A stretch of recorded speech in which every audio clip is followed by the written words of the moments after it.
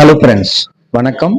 Army welfare news Tamil YouTube channel வழியாக மீண்டும் உங்களை சந்திப்பதில் மிகவும் மகிழ்ச்சி. Government of India ministry of defence Kendriya Sainik போர்ட்ல இருந்து 13 அக்டோபர் 2025க்கு ஒரு இம்பார்ட்டன்டான சந்தோஷமான ஒரு லெட்டர் வந்து இஷ்யூ பண்ணியிருக்காங்க. எதை பத்தி அப்படின்னா கட் ஆஃப் டேட் எக்ஸ்டென்ஷன். இதுல வந்து நிறைய டீட்டெயில்ஸ் கொடுத்திருந்தாலும் நமக்கு ரொம்ப முக்கியமா தேவைப்படுகிற ஒரு 3 முக்கியமான உதவிகள் நலத்திட்டத்துக்காக டேட் எக்ஸ்டெண்ட் பண்ணியிருக்காங்க. அதை பத்தி தான் பார்க்க போறோம். அதுவும் குறிப்பா டாட்டர் மேரேஜ் கிராண்ட் அப்படின்னு சொல்ற பெண் குழந்தைகளுடைய முன்னாள் படை வீரரின் பெண் குழந்தைகளுக்கான திருமண உதவி திட்டம் பெறுவதற்கான டேட்டை வந்து எக்ஸ்டெண்ட் பண்ணியிருக்காங்க. அதே மாதிரி 65 வயதுக்கு மேல இருக்கிற முன்னாள் படை வீரராக இருந்து பென்ஷன் வாங்காத நபர் அப்ளை பண்றதுக்கான டேட்டையும் ரினியூவல் பண்றதுக்கான டேட்டையும் வந்து எக்ஸ்டெண்ட் பண்ணியிருக்காங்க. கூடவே வந்து அப் டு ஹவுல்தார் ரேங்க்ல இருக்கவங்க வந்து எஜுகேஷன் கார்டு அப்ளை பண்ணுவதற்கான டேட்டையும் வந்து எக்ஸ்டெண்ட் பண்ணி கொடுத்துருக்காங்க. அது எப்போ வரைக்கும் கொடுத்துருக்காங்க அப்படிங்கிற கம்ப்ளீட் டீடைல்ஸ் வந்து நம்ம இப்போ பார்க்கலாம்.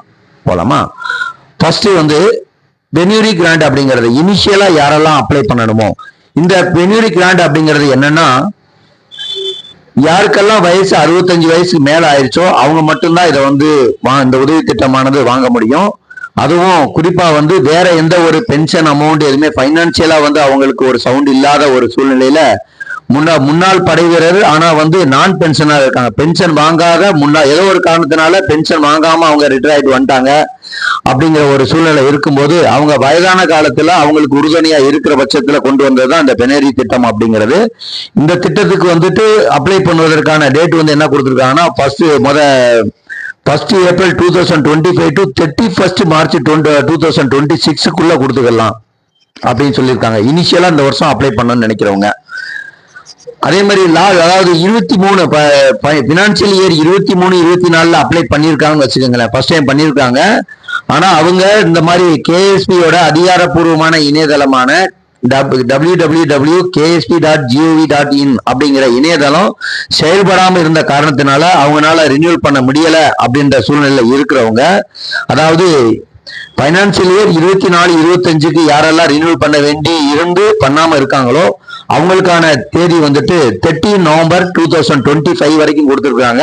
அதுக்குள்ள வந்து நீங்க ரினியூவல் பண்ணிக்கலாம் அப்படிங்கறதுதான். இல்ல யாரெல்லாம் 24-25க்கு வந்து நீங்க அப்ளை பண்ணியிருந்தீங்களோ, பைனான்சியல் 24-25க்கு நீங்க அப்ளை பண்ணியிருந்தீங்க, இந்த வெப்சைட் ஒர்க் ஆகாம இருந்த காரணத்தினால உங்களால வந்து சப்மிட் பண்ண முடியல, ரினியூவல் பண்ண முடியல அப்படின்னா அவங்களுக்கான டேட் வந்துட்டு 1 டிசம்பர் 2025ல இருந்து 31 மார்ச் 2026 வரைக்கும் உங்களுக்கு வந்து டேட் எக்ஸ்டெண்ட் பண்ணியிருக்காங்க. அதனால அந்த பீரியடுக்குள்ள நீங்க வந்து ரினியூவல் பண்ணிக்கிட்டா போதும். அடுத்த 12 மந்த் வரைக்கும் நீங்க உங்களுக்கு அந்த பெனிஃபிட் கிராண்டோடைய பெனிஃபிட் வந்து உங்களுக்கு கிடைக்கும் அப்படிங்கறதான். அடுத்து முக்கியமா பார்க்க போறது இந்த மேரேஜ் தான். இதான் வந்து பாத்தீங்கன்னா இந்த வெப்சைட் ஒர்க் ஆகாதனால என்னன்னா, இதுக்கு வந்து 180 டேஸ் இருந்தது. மேக்சிமம் பேர் வந்து அப்ளை பண்ண முடியாத மாதிரி ஒரு சூழ்நிலை இருந்தது. இல்ல இப்ப அவங்க என்ன சொல்லியிருக்காங்க அப்படின்னு கேட்டீங்கன்னா, யாருடைய இதெல்லாம் வந்து மேரேஜ் பெட்வீன் வந்து அவங்க டேட் கொடுத்துருக்காங்க ஒர்க் ஆகாம இருந்ததுனால 21 மார்ச் 2025ல இருந்து அண்ட் 20 அக்டோபர் 2025 வரைக்கும் டியூ இருக்குதோ அவங்களுக்கு வந்து வெப்சைட் ஒர்க் ஆகாம இருந்த காரணத்தினால 21 அக்டோபர் 2025ல இருந்து 31 மார்ச் 2026க்குள்ள நீங்க அப்ளை பண்ணிக்கலாம் அப்படிங்கிற ஒரு சந்தோஷமான செய்தியை வந்து சொல்லியிருக்கிறாங்க. அதுக்கப்புறம் வந்து பாத்தீங்கன்னா இது வந்து இப்ப மட்டும்தான், அதாவது 21 மார்ச் 2025ல இருந்து 20 அக்டோபர் 2025ல யாரெல்லாம் வந்து அப்டேட் பண்ற சூழ்நிலை இருந்து அப்டேட் பண்ணாம இருந்தாங்களோ அவங்களுக்காக இந்த டேட் வந்து எக்ஸ்டெண்ட் பண்ணியிருக்காங்க. 21 அக்டோபர் 2025 டு 31 மார்ச் 2026 வரைக்கும் அதுக்குள்ள பண்ணிக்கணும். 31 மார்ச் 2026க்கு அப்புறம் யாருக்கெல்லாம் வந்து மேரேஜ் பண்றாங்களோ மேரேஜ் டேட் இருக்கோ அவங்களுக்கு வந்து ஆஸ் யூஸ்வலா வந்து 180 டேஸ்க்குள்ள பண்ற மாதிரி அந்த கண்டிஷன்ஸ் வந்து அப்ளை ஆயிடும் அப்படிங்கறதையும் தெரியப்படுத்தி இருக்கிறாங்க. மூன்றாவதா வந்து எஜுகேஷன் கிராண்ட் அப்படின்னு சொல்லி யாரெல்லாம் வந்து சிப்பாய் ரேங்க்ல இருந்து ஹவுல்தார் ரேங்க்ல ரிட்டையர் ஆயிருக்காங்களோ அவங்களுக்காகத்தான் இந்த மொத்த எக்ஸ்டெண்ட் டேட்டுமே அப்படிங்கிறது ஒரு பக்கம்.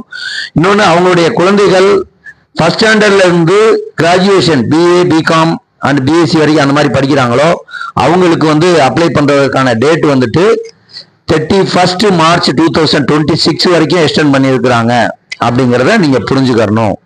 அதனால இந்த பீரியடுக்குள்ள நீங்க வந்து அப்ளை செய்து உங்களுக்கு கிடைக்க வேண்டிய பெனிஃபிட்டை வந்து நீங்க வாங்கணும் அப்படிங்கறதா நம்முடைய நோக்கம்.